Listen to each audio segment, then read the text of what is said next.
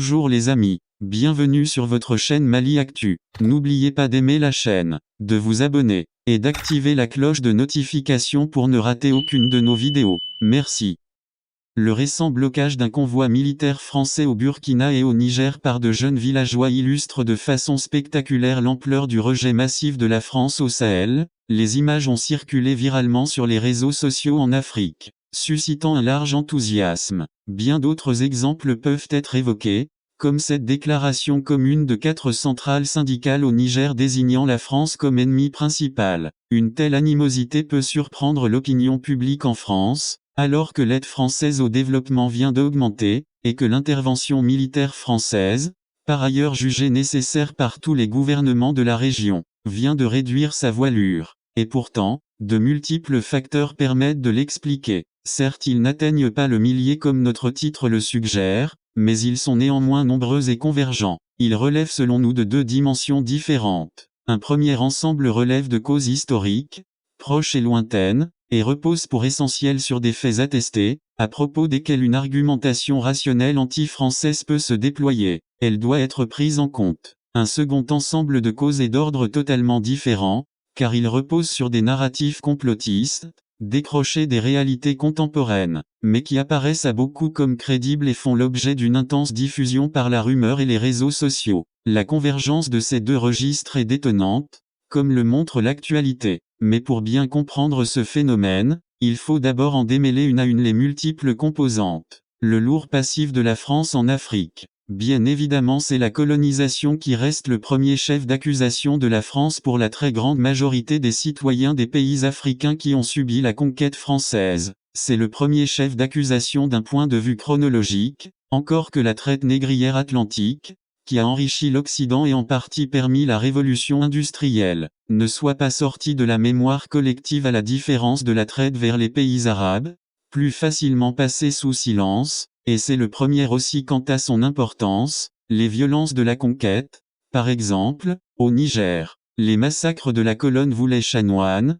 comme le despotisme de la gouvernance coloniale, indigénat, travail forcé, réquisition de produits agricoles, vol des terres, conscription obligatoire et utilisation comme chair à canon dans les deux guerres mondiales, ne s'oublient pas facilement, car les comptes de cette période douloureuse n'ont pas encore été soldés. Un travail de mémoire s'impose pour la colonisation française en Afrique noire, comme il a commencé à s'imposer à propos de la guerre d'Algérie. Dans les anciennes colonies françaises, à l'exception de la Guinée, mais qui est vite devenue une dictature terrible, et du Mali, mais où Modibo Keïta a vite été balayé. Les régimes nés avec les indépendances ont pris la suite directe des colonisateurs avec l'aide et souvent sous la surveillance de ces derniers, c'est la phase dite du néocolonialisme. Les nouvelles nations n'ont donc pas pu se libérer de ce lourd passé, alors que des pays comme le Ghana ou la Tanzanie, grâce au rôle historique d'un Nkrumah ou d'un Nyerere, y sont bien mieux arrivés. Pensons encore au cas du Niger où cette phrase de l'hymne national,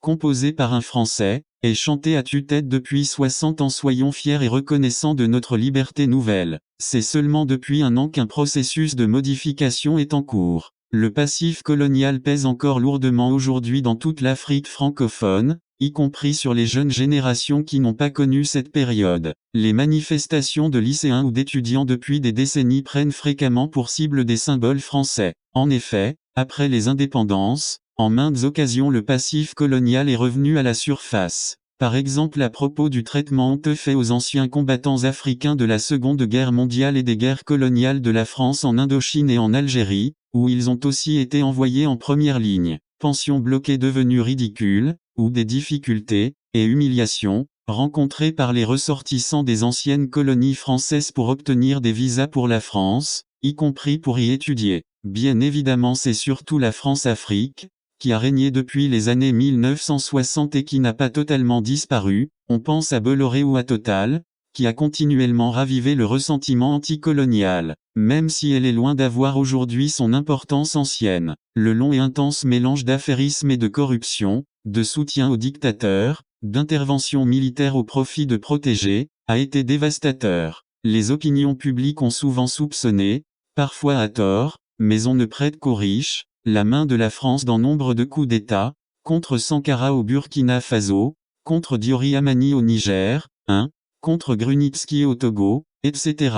Même si la France est devenue un partenaire économique, et parfois même politique, secondaire, même si elle n'est plus du tout capable de faire la pluie et le beau temps dans ses anciennes colonies. Ces dernières interventions militaires sur le continent, bien avant la percée du djihadisme, ont été très mal perçues, que ce soit en Côte d'Ivoire ou en Libye. C'est la guerre contre Kadhafi qui est d'ailleurs l'une des causes majeures de la crise sahélienne actuelle. On peut enfin citer le franc CFA, qui, ne serait-ce qu'au niveau symbolique, et sans rentrer dans les débats des économistes sur ses effets négatifs, rappelle le triste passé de l'occupation française. Imagine-t-on qu'après la libération de la France la monnaie officielle ait été nommée le mark. Il faut à ce tableau ajouter l'arrogance mêlée de paternalisme qui a souvent caractérisé les dirigeants français, depuis le soutien de Giscard d'Estaing à son cousin Bokassa, ou la décision unilatérale de la dévaluation du franc CFA par Balladur, jusqu'au discours de Sarkozy à Dakar sur une Afrique jamais entrée dans l'histoire. Les récentes déclarations ou décisions contradictoires de Macron n'ont pas vraiment rompu avec ces très mauvaises habitudes. Certes, d'un côté, il a admis, avec un certain courage pour un homme politique, que la colonisation était un crime contre l'humanité, et il a enfin commencé à restituer quelques œuvres d'art africains volées par les conquérants. Mais d'un autre côté, il a décidé un beau matin et quasiment tout seul, un peu avec Ouattara il est vrai, de remplacer le franc CFA par l'éco sans tenir compte du processus en cours initié par les chefs d'État africains. Il a décrété que l'Algérie n'avait pas d'histoire avant la conquête française, et il a convoqué un jour les chefs d'État africains à Pau tout en leur enjoignant un autre jour de rester à la maison pour un pseudo-sommet France-Afrique ayant lieu sans eux. Enfin, il faut prendre en compte un phénomène qui n'est pas que français, mais dans lequel la France a sa part, la question de la dépendance à l'aide, aide au développement, comme aide humanitaire. La main qui donne est toujours au-dessus de la main qui reçoit. Cette maxime fréquemment citée témoigne du sentiment d'humiliation constitutif aux relations inégales entre bailleurs de fonds et bénéficiaires de l'aide. La célébration publique aujourd'hui généralisée du partenariat cache mal à quel point ce dernier terme ne rend pas compte de la réalité de l'aide, où ce sont toujours les partenaires du Nord qui prennent les décisions importantes, qui imposent leurs conditionnalités, qui diffusent leurs idées et leurs programmes, qui donne des leçons de morale. Le paradoxe ici réside en ce que la France est considérée comme un responsable majeur de cette dépendance, alors même que l'aide directe de la France est devenue relativement faible, et qu'elle est moins appréciée que celle d'autres pays européens comme l'Allemagne ou la Suisse, plus structurante et plus soutenue. Ces deux pays fournissent des accompagnements sectoriels ciblés, dans la longue durée, plus souples et adaptatifs. Nous avons jusqu'ici énuméré tout un ensemble de faits historiques, lointains et proches, qui plombent en quelque sorte les relations actuelles de tous les pays africains anciennement colonisés par la France avec cette dernière. Mais il faut aussi prendre en compte les spécificités propres à chaque pays. La mémoire coloniale et parfois post-coloniale est plus ou moins à vif et exacerbée selon les cas. Le massacre des tirailleurs de Tiaroa au Sénégal, la sanglante répression de 1947 à Madagascar. La guerre contre l'UPC et la liquidation de ses chefs au Cameroun sont des traumatismes spécifiques, en quelque sorte supplémentaires, dont le souvenir alimente d'autant plus les ressentiments contre la France que ces événements sont au niveau officiel quasi ignorés. Nous voudrions mettre en évidence un événement bien plus récent, qui joue un rôle majeur dans la crise actuelle au Mali, la question de Kidal. Alors que l'opinion malienne avait bien accueilli l'opération Serval de l'armée française pour empêcher la descente des djihadistes vers le sud, puis pour libérer le nord Mali, le refus des Français de laisser entrer l'armée malienne à Kidal, livrant ainsi la ville aux indépendantistes touaregs, a marqué un renversement complet de l'opinion. Les Français sont alors apparus comme hostiles à l'unité et la souveraineté du Mali, et leur ancienne complaisance envers les rébellions touaregs est revenue à la surface. Dès lors l'intervention militaire française sous une forme nouvelle, Barkhane, est devenue suspecte pour de nombreux Maliens, d'autant plus que Barkhane a beaucoup fonctionné en enclave, sans associer systématiquement l'armée malienne, considérée, non sans raison d'ailleurs,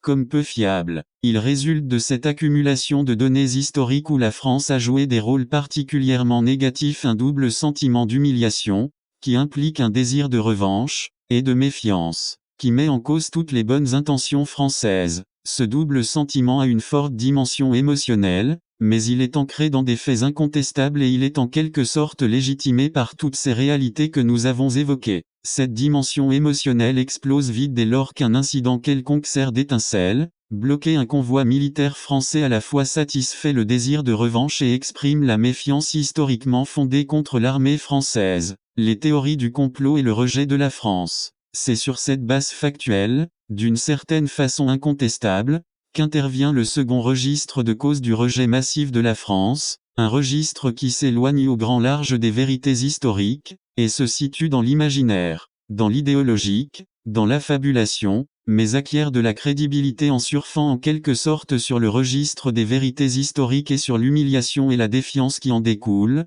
au point où, bien souvent, ces deux registres s'en mêlent de façon indiscernable dans les discours anti-français. Le cas du franc CFA est emblématique, des aspects historiques avérés, il s'agit bien d'une délégation de souveraineté à la France, et d'un héritage colonial, et des débats économiques complexes sur les avantages et les inconvénients, variables selon les pays, d'une monnaie forte arrimée à l'euro coexiste avec des affirmations erronées largement répandues, la France se serait enrichie grâce aux réserves de change des pays africains bloqués à la Banque de France. Les trois théories du complot que nous allons évoquer sont extrêmement répandues, dans tous les pays sahéliens, voire au-delà, et dans des couches variées de la population. Elles peuvent être combinées. La première théorie du complot considère que l'intervention française aurait une cause cachée, mettre la main sur les immenses ressources naturelles, supposées, du Sahel. Les motivations géopolitiques françaises, bloquer l'avancée djihadiste, éviter la chute des États sahéliens,